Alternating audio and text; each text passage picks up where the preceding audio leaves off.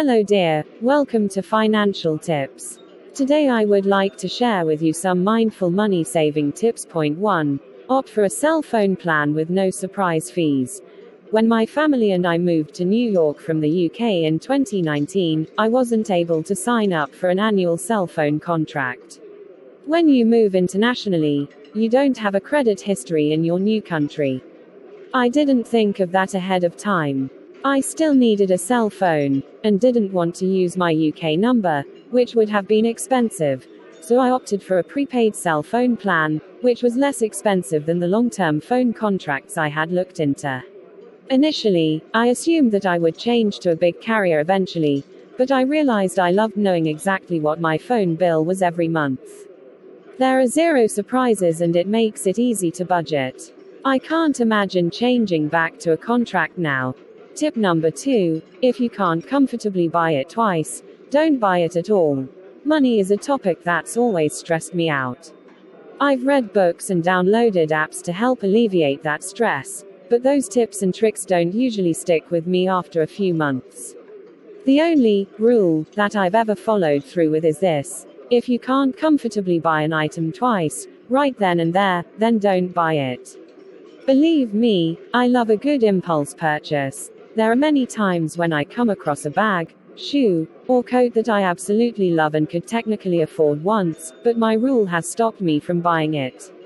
Of course, there are exceptions once in a blue moon, most recently with a pair of Stuart Weitzman boots, and I have no regrets. Tip number 3, always keep a reusable bag with you. New York, where I live, now has a 5-cent or more grocery bag fee, which is good for the environment but not so great for my wallet. It's not much, but it adds up when you take every store run into account. The upside is that it's helped me commit to using the stash of tote bags hanging from the inside of my pantry door. Whenever I actually make it out of my quarantine cave for an errand or walk, I always make sure to have a compact reusable tote folded up in my purse for whatever stops I make along the way. Tip number 4, unapologetically, but mindfully, buy the latte. There's a lot of inane controversy over millennials and lattes, but buying my daily coffee makes me really happy. I do 2 things to make it work with my budget. First, I compensate by putting a hard limit on the amount of money I spend on eating out, since I know buying coffee makes me happier than eating in restaurants or ordering takeout. I still do those things, but as more of a rare treat.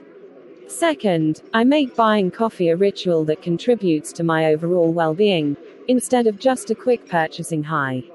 I buy from local, independent coffee shops that I love, I chat with the barista, I take the opportunity to go for a walk or sit outside for a few minutes.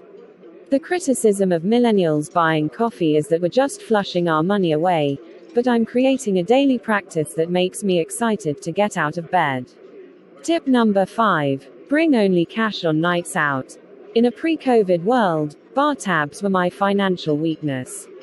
I'd open one up at the beginning of the night and wake up the next morning, wondering how I managed to spend $130, or close to $250 at one time.